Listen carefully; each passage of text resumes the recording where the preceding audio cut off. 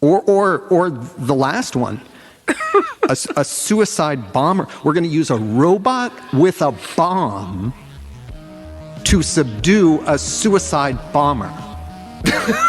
Like, that's what was just said, in all seriousness. 1 2 1 2 1 2. Test. Microphone working. Yes.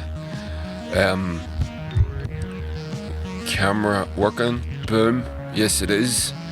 Awesome. Welcome to the podcast, everybody. Welcome to Politics, Culture, and Some Other Shit. With me, Andy McGibbon. Hope you're well. If you're so inclined, please follow me over on the Twitters. And if you want to, you can lend me your support for as little as £1 a month on Patreon. So you should head over there. The link will be underneath this thing. If you're listening to this, you can also watch this. So I record this on video and head over to my YouTube channel and give it a wee like and a share and a subscribes and all that stuff. So yeah, everyone's cool, everyone's groovy. Getting ready for a gig in Voodoo, the Bonnevilles, that is, in December, 22nd of December, with Exhalers and Aqua Tofana. Should be a great gig. And then my gig on the 29th has sold out in my solo gig in the Sunflower, so that's really good. And then just on that as well, after the gig on the 29th, Darren Matthews, friend of the show and stand-up comedian, has his monthly comedy night. It starts at 7 o'clock. So my gig will be from like between 2 and 5, and then Darren will be around to do his thing, which is really interesting. It's sort of like an open mic, but not an open mic type of a thing, giving new stand-ups a shot. So, and it starts at 7 o'clock. So it's a whole, you don't even need, and then there's a session downstairs as well. So you don't even need to leave the Sunflower, which is what we're going to do. We're going to stay there pretty much all day and get fucked up. Yo, it's going to be class. So, to the podcast, I'm going to blast through a few things. The main one, you can judge by the title, Colonialism. Was it really that bad? Now, what brought me to that was a video popped up on my YouTube feed, and it was just that colonialism, the benefits of it. I thought it was a joke, but sadly it wasn't. And Douglas Murray, who is a bit of a right-wing chud, and he's talking to... I've closed it. I'll play the video anyway. But this guy's written books, German colonialism, and how... his latest book is called German Colonialism, and how critics of it led directly to Nazism. So, they're fucking unbelievable. Unbelievable. But watching this video was very difficult for me. I struggled. I watched it. I had to go through it 2 or 3 times, and I finally made it because I knew I was going to have to watch it for this episode. I knew I had to do an episode on this. So it's a quick 7-minute video. I'll stop and start it as we go through it. It's very, very disgusting, is what it is. So we'll get to it. Here we go. This is awful. And what you, Professor Nigel Bigger, a very small number of other academics have been doing is to be inserting this information into the debate, facts, interpretation. So he's talking to, this is Douglas Murray talking to the author, Bruce Gilly is the guy's name. The name of the show is called Uncancelled, right? Because they're all victims of being cancelled. I'm watching this video. Doesn't seem very cancelled to me. I can hear him perfectly well. And we'll just get to it. But even there at the start, there's issues there. I'll knock that back a little, and we'll just I'm going to struggle. I'm going to struggle with this. I know I am. But we'll get through it together. And I'm doing this for you. Be grateful. Go over to my Patreon. look at what you're making me do. You fuckers. Right, let's go. Doing is to be inserting this information into the debate, facts, interpretations of it, which seem just not to have been put in for a very long time, certainly not in the academic field. So you mentioned, I mean, there are sort of positives about colonialism, there are negatives. What were the positives, in your view, for peoples in the countries that Europeans went to and ruled? Well, I think... Right, first stop. First of all, if you're going to talk about colonialism, you're going to say, what are the positives of colonialism? You can't, he acknowledges that there were negatives. Maybe there were some negatives to colonial. So, for me, if you're going to have that discussion, which is a bullshit discussion, there are no positives of colonialism. We'll go, and I'll explain a few things as he goes through here. Very selective choices that they've made, very specific. And obviously, I'm coming at it from an Irish perspective. We were colonised. We were England's first colony, and parts of us still are. Part of the country still is. There were no positives of colonialism, and whenever you hear people say things like, oh, you know, they built these buildings so they give us this legal system. Well, I can go through all that with you and explain how that's all bullshit. We had our own legal system, which was in many ways superior to the current to the legal system that was imported, and had it been allowed to evolve over a millennia, who knows what it would have turned out to be, or what contributions it would have made to our society as a whole. So, and we'll get to it, but when he starts the question, he goes, you know, we know there were some negatives. What were the positives? Well, you got to frame that. You got to say, listen, we know what colonialism did. We know what colonialism did. And they talk about European colonialism just as a blanket whole, as if it's good. The white man's burden. The great civilizing Europeans. Bollocks, complete and utter bollocks. These places that they went to because maybe there was a technological advancement. I'm getting ahead of myself. Well, we'll get to all that. We'll get to all that. So he's framed the question in a very disingenuous way for me personally. So we need to start at a very high level of abstraction, because the fundamental thing is this: you need to start at a very high level of abstraction to answer. So you've got to spin the shit out of this. We're going to spin this motherfucker like a fucking engine. We're starting a lawnmower. That's what we're going to have to do, just to be able to fucking present this racist tropes as decency. This is what they're trying to do. We're in a society which had a Stone Age level of technological development, had no fixed borders, had no institutionalized system of governance, had not yet discovered the wheel. Jesus Christ. Or, in some more advanced places, nonetheless, still lived in an essentially feudal system, right, with a very entrenched elite and a very impoverished population. And you had the opportunity to be ruled by an advanced European civilization, right? Why?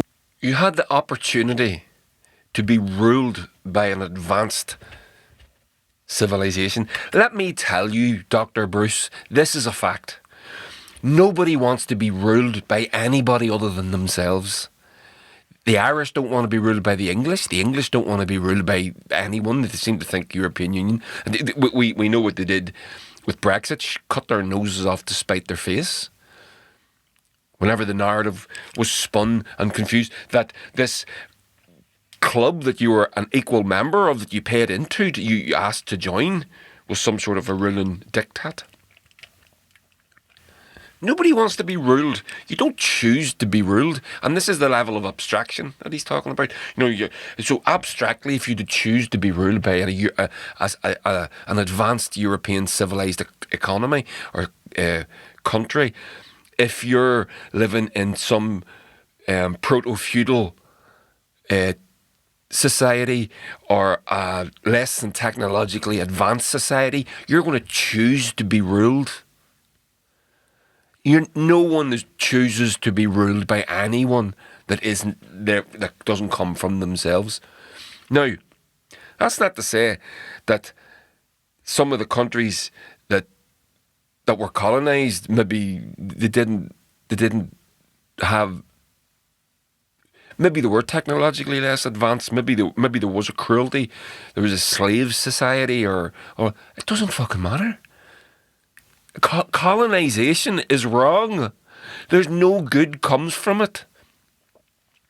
Would you do not want that to happen, right? So just at the level of abstraction, like civilization A, which is superior to civilization B, and I have no problem using the term superior. I was going to say, lots of people, the moment you say superior, they're going to... Absolutely superior, right? Because... See, and that's it. So he says, I have no problem using the word superior. What do you mean by superior? What does that mean?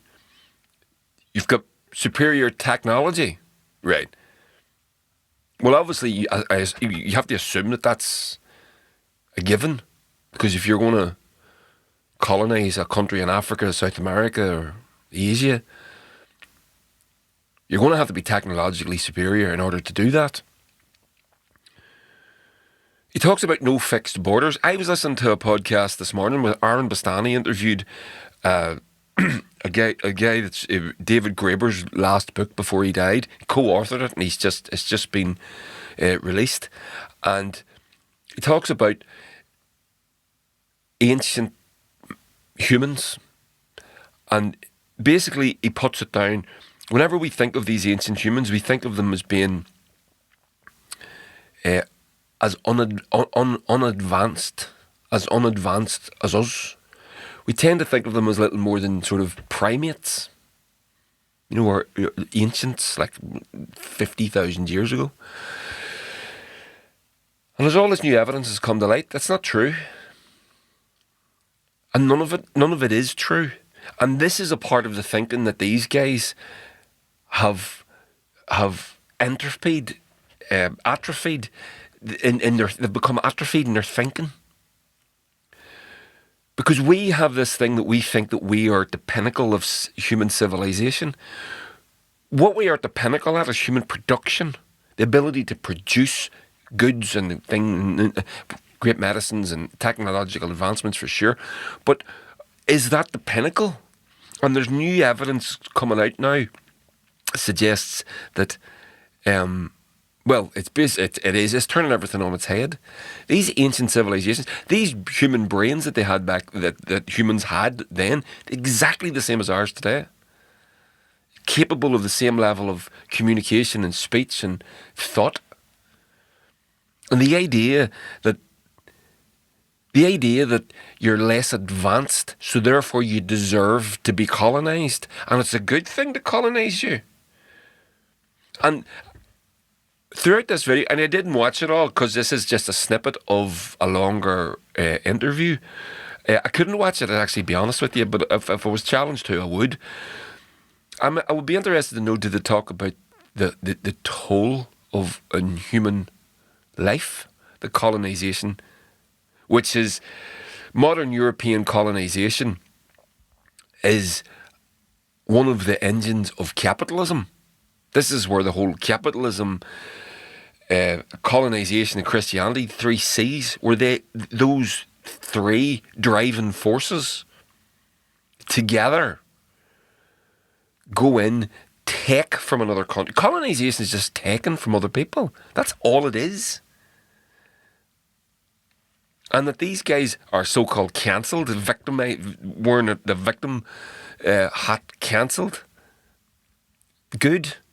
Superior in the sense of better technology, better healthcare, better education, more accountable governance, more rights for marginalized communities, especially This is the one that gets me. I'll roll him back. Check this out. which is superior to civilization B, and I have no problems using the term superior. I was going to say, lots of people, the moment you say superior, they're going to... Absolutely superior, right? Because superior in the sense of better technology, better healthcare, better education, more accountable governance, more rights for marginalized communities, especially women, urban development, technology. Especially women.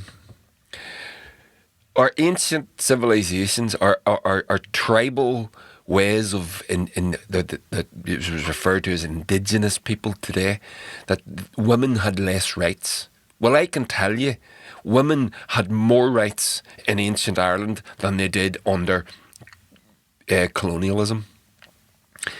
I can tell you that the Native American peoples of North America, the women in those societies had more rights. I'll read you a quick little article here. Well, actually, I can't show you it on the screen, but I'll read it for you. Indigenous women of numerous native nations had rights, sovereignty and integrity. Long before European settlers arrived on these shores, they had complete control of their lives, maintained economic independence in marriage, and lived in a culture free from gender-based violence. While women in the United States are recognising that 100 years ago the Constitution finally recognised the rights of US women to vote, Native nation women had political voice on this land since the founding of the Iroquois Confederacy over 1,000 years ago. And today, the Six Nations clan mothers continue to have responsibility to nominate, hold an office and remove their chiefs. Just as our suffrage foremothers did before us, non-Native women have much to learn from Native women cultures, Native women and their centuries of experience. So, you see that those are all tropes. We came and we brought this technology, and we were these rights, and it's still going on today. You still hear it today. The Uyghur Muslims in China, that this thing that's been going. No one's ever seen anything about that. I follow the news closely. I've never seen anything that would suggest that these people are being genocided, which is what is being claimed. And since when does the West give a fuck about Muslims? And that's a part of all this argument that I don't know if it comes from a guilt, some sort of buried, sort of Jungian guilt that's buried back there.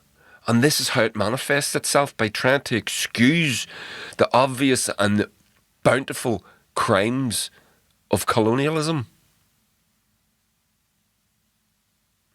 But there's some reason, and it's always two white guys that sound and talk. You know, obviously, being well educated doesn't mean you're smart, and to try and excuse colonialism at all. And I don't give a fuck what anybody says. He goes into a little example here where he explains where the colonised almost asked to be colonised. Right. Now, I don't know if it's true or not. I seriously fucking doubt it. But I don't care what anybody says. There's no good comes from colonialism, because what you lose, you can't measure. You literally cannot measure it. He goes into another example about language and things, and I'll comment on that when we get there. Transportation, life-saving research and science, right? Those are the things I mean. This is superior, right? And there's no objective distinction between that and what's less. If you had that opportunity, what would your society do? Of course, they would jump at the opportunity, which is why so much of European imperialism spread with as much pull as it did push, right? Indeed, the pull factors are often the dominating ones. The British went to Ghana. It begged said, them not to be much colonized. interested, left. The Ghanaian kings demanded that they come back, begged them to come back. Finally, they did, signed the treaties. Why? Because British Empire or other empires brought security, it brought stability, it brought opportunities. it brought an end to intertribal warfare, which in many cases these kings and these tribal leaders recognized was destroying their societies, right? They needed essentially a hegemon. I mean, it's an old Hobbesian story, but that's what they needed. So, at a very high level of abstraction, right, I think that the onus of proof is that colonialism didn't bring tremendous benefits, right? I mean, just in the sense of the logic of a more superior, I mean, you don't need to use superior, more developed, right, more advanced civilization, having an opportunity to rule a less advanced civilization is so patently obvious, right? That the burden of proof that this was not a good thing, I think, lies upon those who say this somehow brought harms. And I think that's where we then have to get into, okay, so it's a good idea in general, right? Was it a good idea in practice, right? No. So I just Googled it there real quick, right? In 1821, the British government took control of the British trading forts. In 1844, Fanti chiefs on the Gold Coast, as Ghana was then known, signed an agreement with the British that led to the colonial status for the coastal area.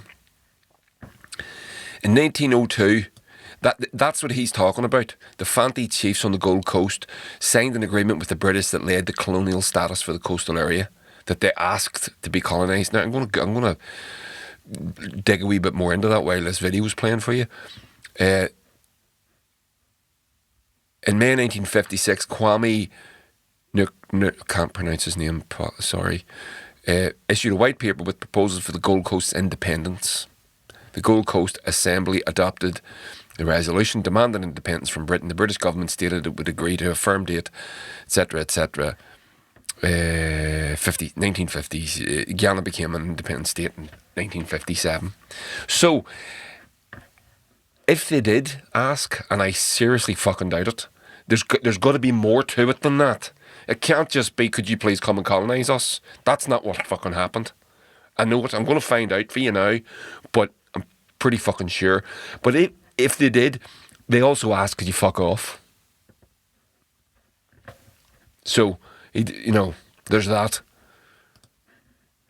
This is where we need to talk about like how it rolled out.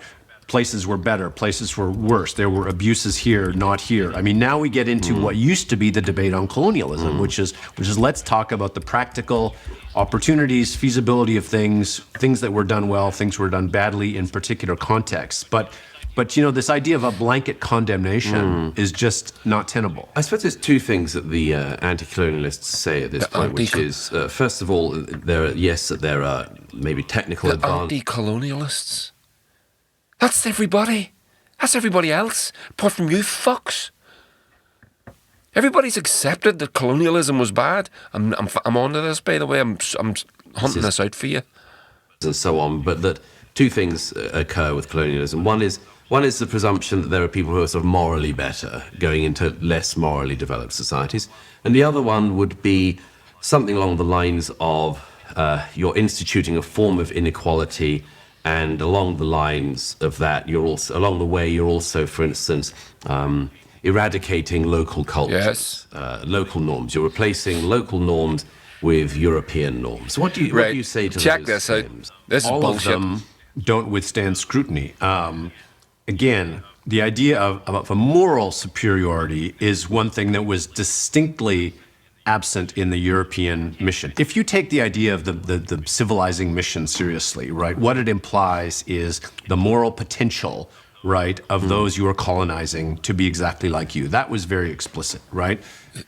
I am actually struggling with this. I can't believe I'm fucking hearing this in all seriousness. And in terms of life-saving medicines being morally superior to the absence of life-saving medicines, yeah, I have no problems going to the mat and saying that's morally superior. It's morally superior to save lives, to prevent people from being killed through violent conflicts, to give rights to people who are traditionally marginalized. That's morally superior. I have no problem with that. Most liberals would argue that too, except when you talk about it in the context of He's talking about healthcare there, right? I guarantee you he doesn't believe in free healthcare. I fucking guarantee it. It's morally superior to save lives. Well, in most instances. Second of all, in terms of foreign norms or alien norms, don't forget, almost all the places that were colonized were already under alien rule. but it was indigenous alien Indigenous rule, alien not rule. European alien rule. And we're talking mainly here about Africa. Well, most places. I mean, What the fuck? look at this abstraction. Look at the Malay Peninsula, right? I mean, basically, the Malay Peninsula was a bunch of small fiefdoms, small sultanates, right? Those sultanates expanded or contracted based upon their power, right, and brought in people who had been under another sultanate. So, I mean, the idea of like indigenous rule. I mean, what is indigenous rule in a context in which the world has always been organized by empires spreading as far as they can, and when they weaken, being subjugated by other empires? It is your So he's questioning. This is what he's saying. You really have to go into the abstract to get these arguments, to understand what it is he's trying to say. And if you do, you quite quickly come to the conclusion that he's full of shit. What is indigenous rule? And then it was empires roll over one another, and they do, they move and they do. But all the while, people are still fighting to be in control of their own affairs. People still demand to be in control of their own affairs. So he's excusing colonialism because that's what's always happened. Now, that isn't what's always happened, but that has happened. And he gets into culture. He says about culture, the colonists often save the culture. He explains it in a second, but it's a real fucking fuck way of thinking about things. He says, I'll explain to you before we get to it because it's coming up. It's rather staggering. He says, quite often the colonists saved the language from extinction. Well, if you look at Ireland, it was the colonists that... Now, let's analyse that.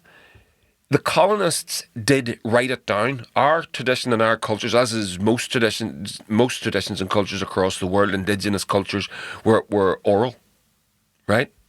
Lots and lots of stuff wasn't recorded formally. Christian monks recorded a lot of Irish culture, and the colonialists did the same. And thank God they did. Otherwise, we wouldn't have a language, or we wouldn't know our mythology and our ancient histories and all this sort of stuff, and our wonderful culture, native culture. So he goes, see, it was all written down for you. But it was you that was taking it away. You're starting at the end and pretending that's the beginning. It was them that tried to rob us of our culture for a fucking reason. And it's the same thing that the colonialists did. It's a part of the colonialism 101. Remove the people from their culture, then they've got nothing to fight for. They've got nothing to lean into. They don't know who they are. They think they're English.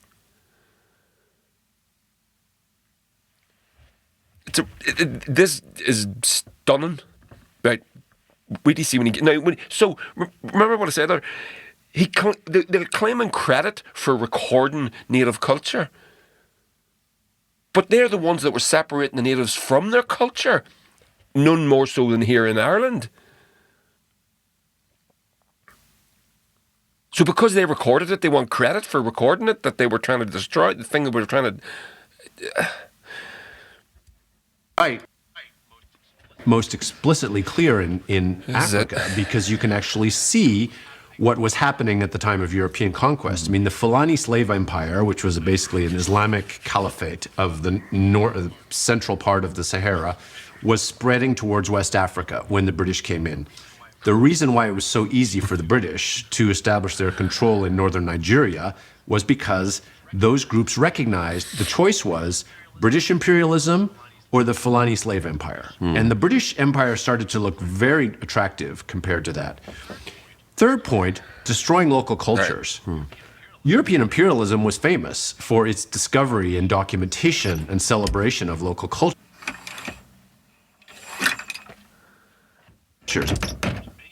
Many of these languages would not have survived had not usually not the colonial administrators, but the explorers and linguists and academics and researchers who came with imperialism gone and documented those languages. Like the lost languages of India. I mean, How do we know they wouldn't have survived? How do we know? Do we honestly think that the Irish language wouldn't have survived? had the British Empire not gone to extraordinary lengths to extinguish it.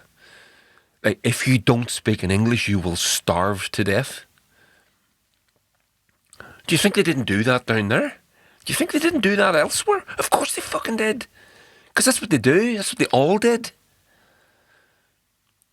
And because we recorded it, we were famous for recording it for who? For yourselves. For your own edification. It wasn't to save it. It was to record it. Because the British are fantastic record keepers. There's no doubt about it. They were famous for recording things, like. But for what it wasn't because they were trying to save a thing.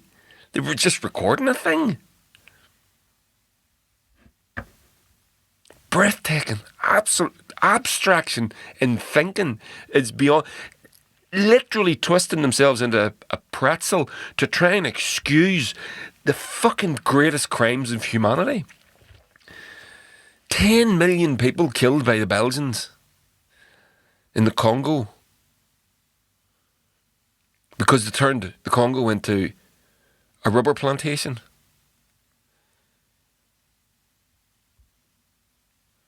Unfucking believable. The U language of Togo was essentially rescued by the Germans after they colonized it. And there was 2 or 3 German linguists who went out, documented those languages before they were lost, created dictionaries, created study guides. I mean, the entire language would not exist but for German colonialism. Jesus Same with James Christ. Princip and the language in India. Right, yeah. The British rediscovery of Indian heritage is well known, right? I mean, I don't need to document it, but the Asiatics and the Orientalists, right, were the ones who rescued and saved these cultures from destruction, either by an indigenous empire or just by the forces of modernization, right? Like Swahili was spreading in East Africa, it was going to be the hegemonic language. If the Germans had not documented those languages in the Mount Kilimanjaro area, those languages would have been lost. Those languages would have been lost because of the colonists. It's breathtaking. Right, so that's the end of the video. Fuck off, you horrible bastards. That's what I'm going to say about that. Roger Casement, great Irish hero. Roger Casement was a journalist and a unionist as well. And he went out and visited the Congo with Joseph Conrad, who wrote The Heart of Darkness, which is what the film Apocalypse Now is based on. And Joseph Conrad wrote the novel The Heart of Darkness. Roger Casement wrote reports that went into the British newspapers and horrified the people that of the crimes that were being committed, the baskets of hands. We spoke about this in this podcast before. The Belgians would cut, if you didn't make your quota, they would cut your children's hands and feet off and things like that, and then cut your hands off and all this sort of stuff. And one of the ways that you would collect and you would get paid a bounty, and you would collect a bounty based on the and they would stave, and they would put them in the baskets at the docks, and then someone would be counting them to make the payout. And Casement recorded all this, and they saw these hundreds of baskets full of human hands, body parts, and they killed. It's either 10 million or 20 million. I can't remember. But Casement basically became a celebrity journalist, and was given a knighthood. Sir, he became Sir Roger Casement, which he obviously was taken back whenever he was arrested for trying to smuggle arms into the Republican movement in Ireland, way back at the time. But Casement then came back and he became a celebrity journalist, and he laboured under the misapprehension, the same as everybody else did, that their colonialism was bad, but ours is okay, ours is benign. And he still thought this, even after he'd seen what he'd seen in the Congo. It wasn't until he went out to South America, I think it was Brazil or maybe Argentina, I can't remember, so Belize, probably somewhere like that, And he saw, not to the same scale, but basically cruelties and inhumanities being carried out on the local population by the British administrators. And that's when the scales fell from his eyes. He saw the truth for the first time. That colonialism was bad no matter what. That was when he became an Irish Republican. And that, it's one of the reasons why I admire so much people like Casement. It's okay if people living a life as an Irish Republican or an Irish nationalist all their lives knowing that it was, which is the correct thing to do, but if you have to come to that realisation right through the process, from one end of the spectrum right to the other, more or less, like our friend Ben Collins and people like that, Glenn Bradley and people like that, it's very admirable. It shows you, for me, there's an integrity and an honesty there, an honesty in thought, and they're looking at the evidence and going, yep, this is what I'm going to do now. This is what I think now. I've changed. The evidence has changed, so does my opinion. And it's correct. And Casement obviously went through that. And to watch these guys explaining away the greatest inhumanities. I mean, talking about the how nice how the good part, was colonialism bad? Yes. Was it all bad? Absolutely. Did some people act as colonists for the empire? Were they nice people to do nice things? Of course they did. The humans, and not everybody's bad. But it's disgusting. And to see those examples, those cherry-picked examples of the one or two occasions where, you know, the British went to, and they saw this slave empire, this Islamic slave empire on the east coast of Africa, into North Africa. What did the British do? What did the British do? They started the transatlantic slave. Well, it didn't start it. The Spanish started it, actually, but they mastered it. Let me say that. And it's just sort of thing. Oh, well, the British ended slavery. The British ended slavery. They fucking started the fucking thing. It was the British that were brilliant at it. They were the ones that did the most of it. That's why loads of black people live in Jamaica. That's why all our black American brothers, African American brothers and sisters, that's why there's so many of them.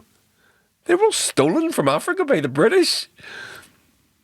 And then, you know, the British did end slavery, that's true. Well, as far as they were concerned, and they paid reparations. Who'd they pay the reparations to? The fucking slave owners. They only finished paying the debt of the reparations not so long back. I think like this century, this new century, just into this new century.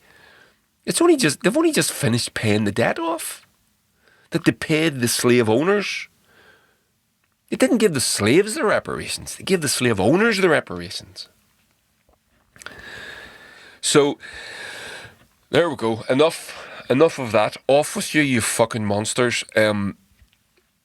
If you can stomach the thought of watching any more of that, go for it. Let me know how you get on. I would, yeah.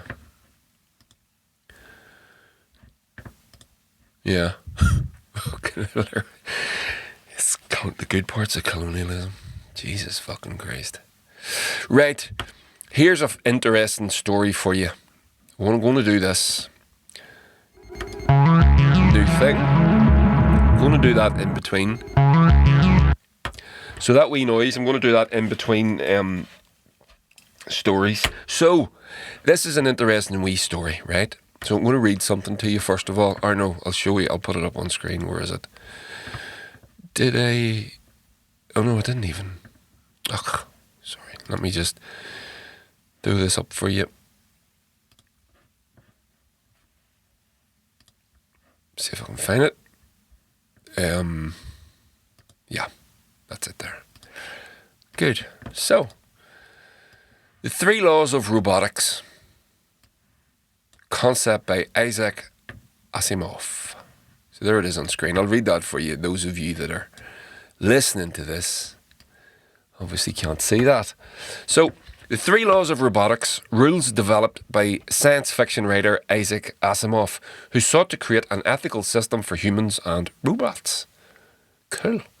The laws first appeared in his short story Runaround in 1942 and subsequently became hugely influential in the sci-fi genre. In addition, they later found relevance in discussions involving technology, including robotics and AI. So, what are the 3 laws? Here they are. The laws are as follows. 1. A robot may not injure a human being or, through inaction, allow a human being to come to harm. 2.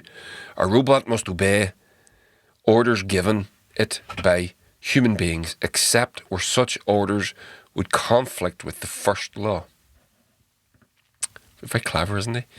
3. A robot must protect its own existence as long as such protection does not conflict with the first or second laws.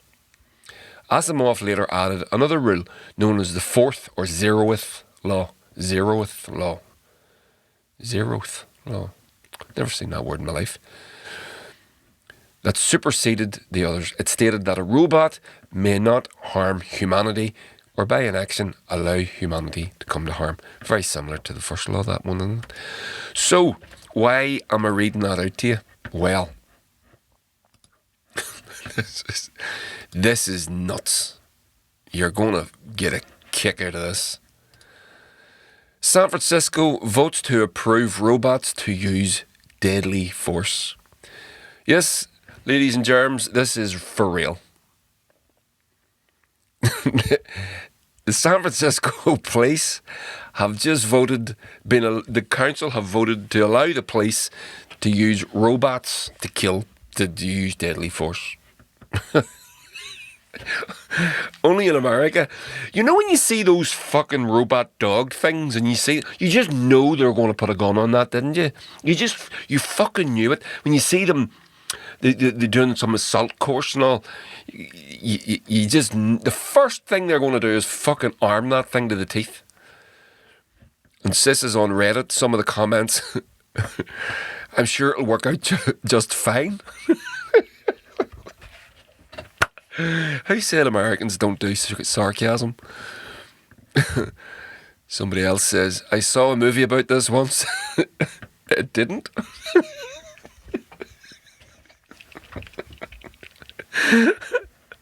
I think he's talking about Terminator, isn't he?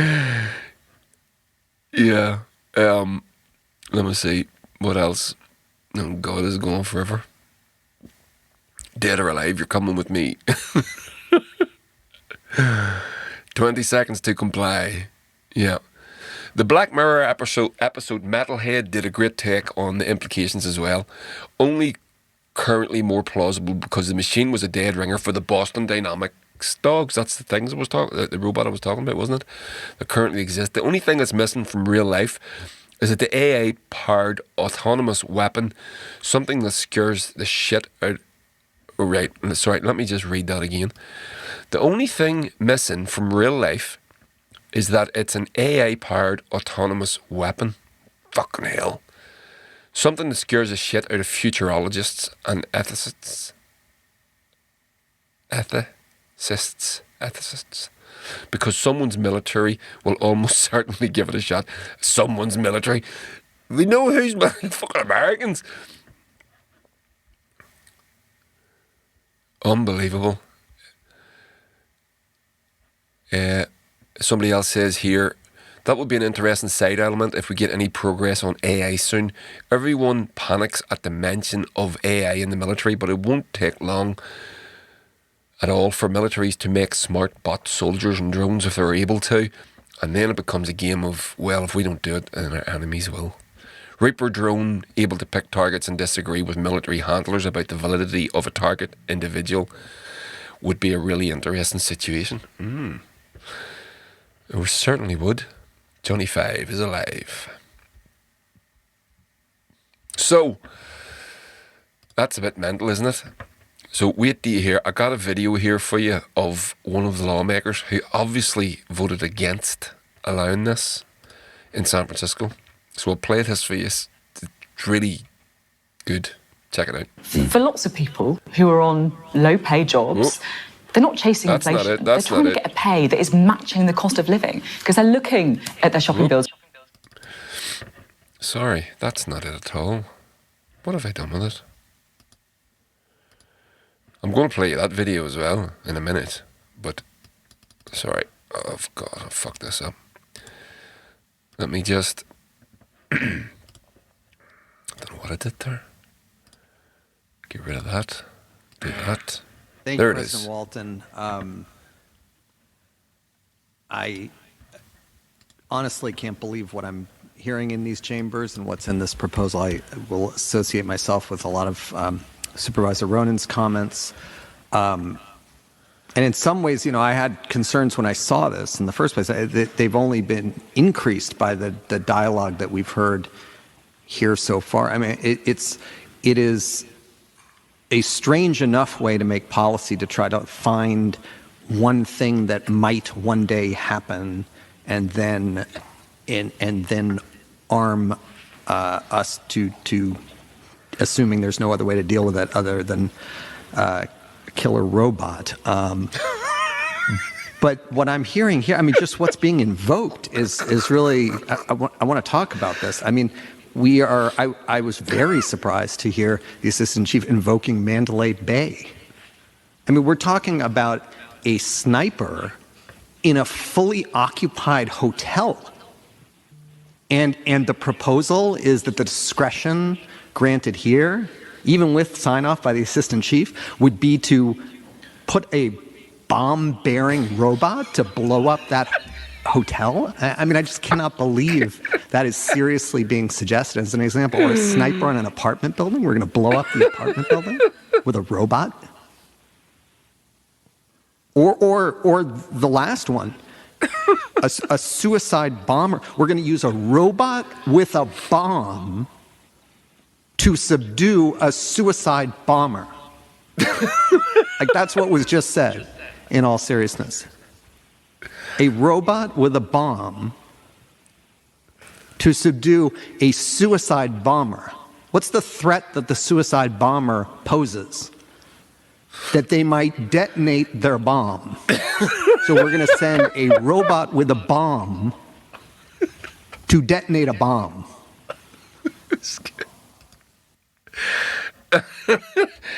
Seriously, though? Holy fucking fuck. America, you're drunk, go home. Unbelievable.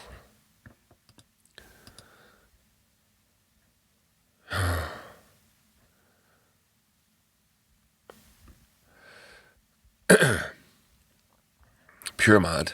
Pure mad. So what do you think about that? Killer fucking robots. Isn't that brilliant? I think our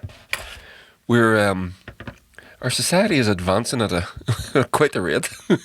And these things are it's going to happen. You know they're going to happen. It's going to happen. You knew that was going to happen. You know that Boston Dynamics dog is they're, if they haven't done it already, they're trying to figure out how to put a fucking rocket launcher on that thing. There is no ethics involved when it comes to these matters. The ingenuity that man will employ to kill his fellow human is boundless, I would say. So there you go. Isn't that fantastic? I think that's absolutely brilliant. As in mental. So we'll go on to the next thing.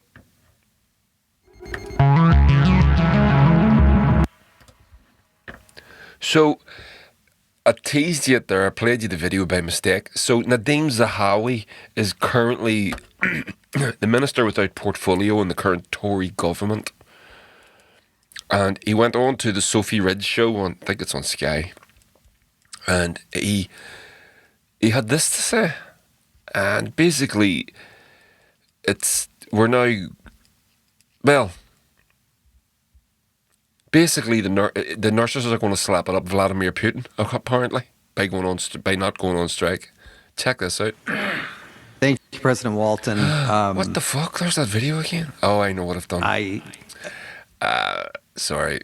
I know exactly what I've done. Played you the wrong. Yeah. All right. Okay. I got this. Don't worry. Don't worry. There we go. For lots of people who are on low-paid jobs, they're not chasing inflation. They're trying to get a pay that is matching the cost of living because they're looking at their shopping bills going up. They're looking at their energy bills going up. They want a pay to be reflecting how much more they're having to spend on things. It's not about embedding inflation for them. It's about surviving. Of course, and absolutely, which is why the Chancellor came to the dispatch box and delivered a £150 billion energy package. That's, by the way, if you take that into equivalence, that's the equivalent of the whole of the NHS to support people's households. Otherwise, their energy bills would have spiked. To support businesses as well, the money we're putting into helping those most vulnerable, the 8 million most vulnerable households, is significant. We have to come together. This is not a time to be divided. To check this out. I hope send a very clear message to Mr. Putin that he can't use energy as a weapon in this way, and we will remain united, which is why we've accepted the pay review bodies on the NHS and on schools. You know, a nurse on 20 grand a year, you would think that maybe there were other ways of sending Putin a clear message on Ukraine rather than the fact that you're going to have to have a real-term pay cut. No. I mean, it's beyond parity, really, and the level of the expecting nurses who the way the wave of strikes, we know where we are with these strikes. I'll do an episode on it soon. It's happening in America as well. There's something very interesting that happened there as well, just this week and last week. But to expect nurses to take what is going to be effectively, it works out as a 20% pay cut, and then to invoke the spectre of Vladimir Putin and his invasion of the Ukraine in order to justify offering nurses a pay cut. It's a bit much, like, you know. We know that we virtue signal how much we love nurses and the NHS and doctors, and we go out, we go out and applaud for them on Thursday nights during COVID and all the rest of it, which I never did because I knew it was fucking bullshit right from the start. I can smell a rat, and that was our big rat. You know, it's fucking horrible. It's horrible, and that's the depth that goblin would fucking plumb in order to justify a pay cut for some of the most valued people in our society. Yeah, it's desperate altogether. Fucking hate it, as everybody does. Yeah, so going to finish on a quick article, two wee quick stories. I'll blast you the little theme. That's just for me, by the way, for whenever I edit these. I'm supposed to edit all these down into the little segments and all, but I never do it. But, so, Ursula von der Leyen is what is her full title actually? President, head of the European Commission.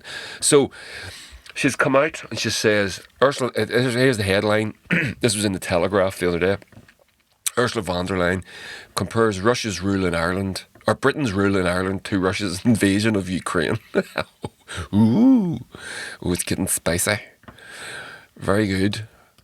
The head of the European Commission has risked a diplomatic spat with London by likening Britain's rule in Ireland over a century ago to Russia's bloody invasion of Ukraine.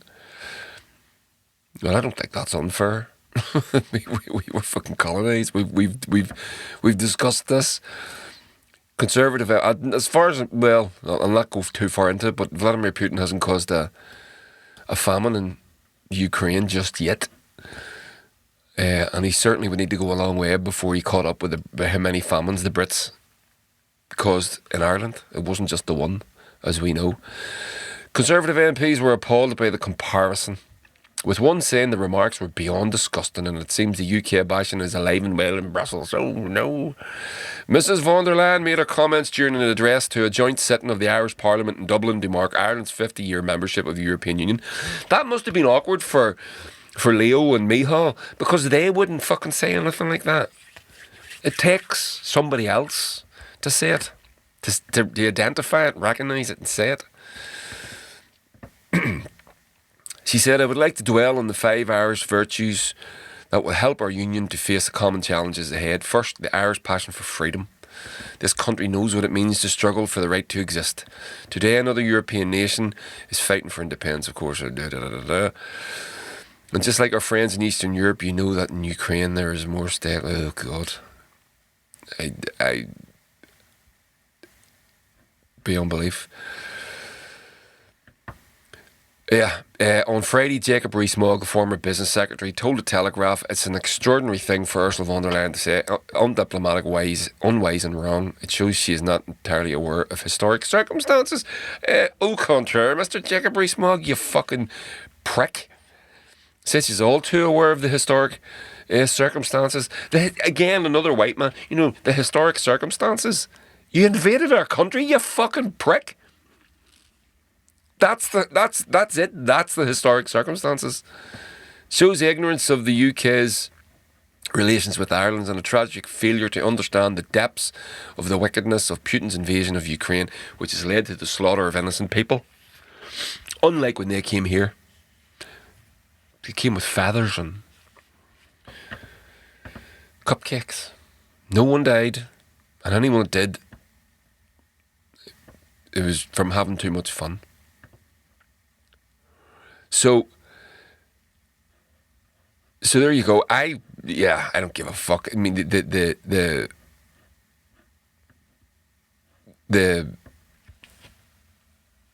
idea of a Tory complaining about an undiplomatic comment is hilarious. What about Priti Patel's comment about maybe Britain should cause food shortages in Ireland in order to get us to bend on the Northern Ireland Protocol whenever they were going through the negotiations? Would that be considered undiplomatic?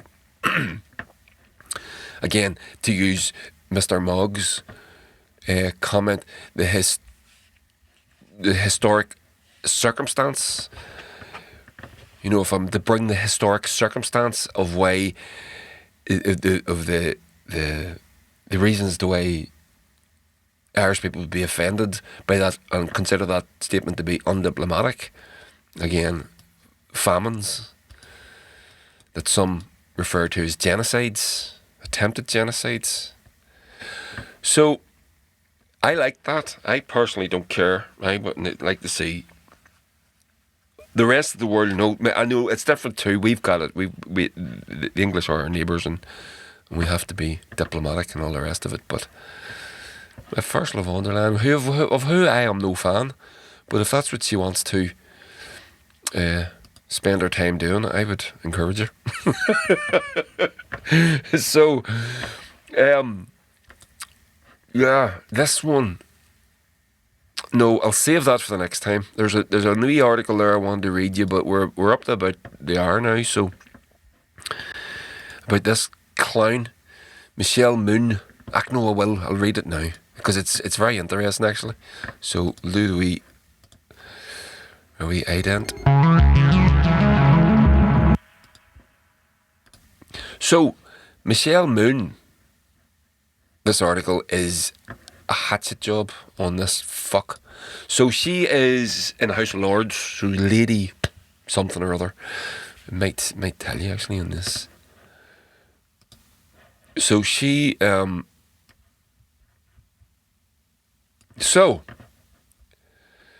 Camilla Long, she interviewed Michelle Moone. She makes every grasping, lazy peer look like an angel. The moment she strode into the bar at Dorchester, I knew it was going to be great. A great interview. The long, tumbling margarine curls, the dark blue claws, the quavering, edgy sense that she might say or do something completely wild. At one point, after she had cried loudly over her divorce from her husband, she turned beseechingly to me to wail, "Why did I want to be Michelle Moone? Why did I want to start all these businesses? Why can I never be satisfied with what I've got? Why couldn't she simply be happy when she lost 6 stone and invented the frontless bra, the backless bra, the frontless backless bra," she moaned. "A random man came up to her to tell her she was beautiful and that if you have any marriage hiccups, I'm always here, but it didn't seem to help." Later, almost absent-mindedly, she sat in his lap and the lap of his friend and accepted kisses from both of them before taking me to see her new collection, where she singled out lacy red sex sheath at the entrance. Where she... Right, I don't know what that is. And whispered, "I've got no one to wear this for anymore," she said. Okay. I mangled that, but it's too boring to try and repeat. I remember thinking that, are you for real? She was the most chaotic person I'd ever met. You'd occasionally come across these people like Moone in interviews. They're narcissists, obviously, ambitious, flirty, flamboyant, but there's something else, a nasty whiff, a flicker of anger, a sense that this person might lamp you, or knife your Porsche, or threaten to punch in a group of models. A former member of staff said that while she was working for her, Moone had rounded on some girls who refused to wear thongs. As she said to me, "I am very, very demanding. I am a nightmare. I've got OCD. Everything has to be perfect." The madness, the crystals, the cowering staff. For some reason, politicians dig this. Is it because they feel that by contrast, are poor and therefore boring, but it isn't long before a huge scandal engulfs them? If, like me, you're inclined to glaze over the words PPE and COVID contracts, you may not have read the granular detail of the story about Moone that appeared in the papers last week. But it is shocking, and it fucking is. Wait till you hear this. With the help of her husband, an entrepreneur. By the way, she is a... I don't know what the company's called, but she sells basically lingerie. But she's gotten very, very wealthy from it. But anyway, with the help of her husband, an entrepreneur called Doug Moone is said to have received $29 million from the profits of an opaque PPE business. To give you an idea of the scale of this, or to put it in blunt terms of Tory greed, Jeffrey Robinson could buy Peter Mandelson at least 77 houses with that amount of money. It's a lot of pasties. The couple have always insisted they had nothing to do with the company PPE MedPro, but documents from their bank revealed last week that £65 million of profits from the company went to Doug, who then transferred a slice to a secret offshore account for Moone and her children.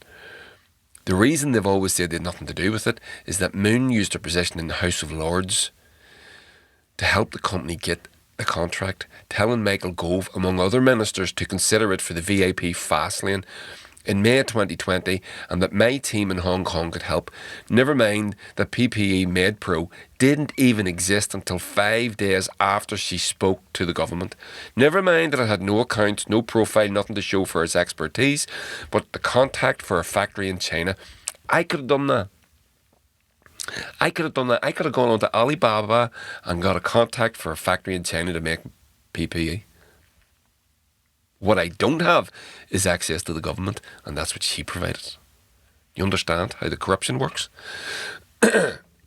She took advantage of the chaos of COVID and it ended up with 200 million. She has continued to deny any connection, even though her actual mansion on the Isle of Man is linked to the PPE business, and there are WhatsApp messages to its staff in which Lady Michelle advised them about making the gowns from a private jet. I don't know what was wrong with the surgical garments it produced. Too many rhinestones, maybe. But they were unusable, and now the government is seeking to recoup the money from the company. She is now the subject of a formal inquiry by the Lords for not declaring her interest in the firm and lobbying for it. The police are also said to be investigating What is a woman like this doing in the House of Lords? She makes every single other grasping lazy peer, scoffing its cheap faux gras. That's that liver pate, isn't it? Goose liver pate. Foie gras. I can barely say it. I've never tasted it. She made look like an angel. How could it happen? If I could see within minutes that she was in trouble, why couldn't David Cameron? What was it about this weeping tower of crystal-encrusted Glaswegian cray that made him think in 2015, ooh, let's put it in the House of Lords? Vanity, I suppose, and his desperation to solve his woman problem, which extended, I think, to underestimating this knicker totty from Glasgow. He probably thought she was too thick or too sexy to do any real damage. People make the same mistake with Angela Rayner. Moone is typical of a new breed of Tory lifestyle peers who have flooded into the upper house in the past decade. It doesn't matter who they are or what they have done, as long as they're loaded and serve some minion-like purpose to whichever bored Tory Prime Minister has put them there, offering up private jets or hotels or simply a few vague lols. Moone was basically told to cover up her breasts by the Lords. Although with Moone there is, of course, Yevgeny Lebedev. Yeah, that's right. Yevgeny Lebedev, who is so dedicated to democracy he has not even picked up his briefcase containing his letters, the official document granting his peerage from the Lord's cloakroom. If you look at Moone's track record now, it is appalling.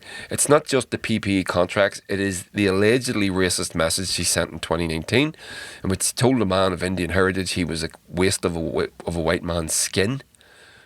Charming. Then there was the cryptocurrency business she set up intending to raise 80 million. It scraped together £1,600 after hiring 1,000 people to promote it. Fuck me. She describes herself comically as one of the biggest experts in cryptocurrency and blockchain. There was the Dubai development that cratered, and let's never forget the reason. I'm a baroness for life. Left Labour in the first place, greed. Obviously she didn't like its 50% top rate of tax. How does someone like this end up in power? A measly criminal inquiry does not seem enough. She's lovely, isn't she? Jesus, what a fucking horrible bastard. So, there you go. Michelle Moone, soon to pay absolutely no price whatsoever. Without a doubt, nothing will happen to her. You know what I say? If you can lie, cheat, steal and even kill, so long as you do it at the behest of the establishment, the worst thing that's ever going to happen to you is you're going to get promoted sideways. All you have to do is keep your fucking mouth shut, boy. So, one more thing for you. And this is Star Wars related. Are you into Star Wars? Are you into...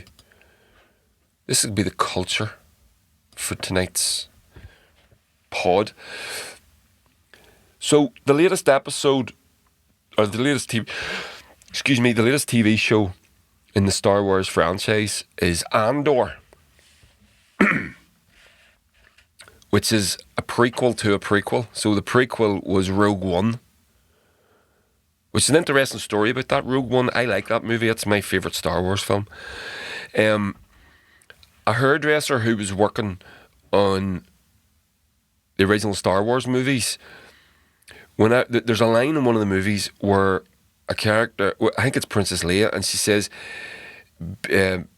make sure you do this right, or whatever it is. A heavy price was paid to get these plans. It was the plans for the Death Star.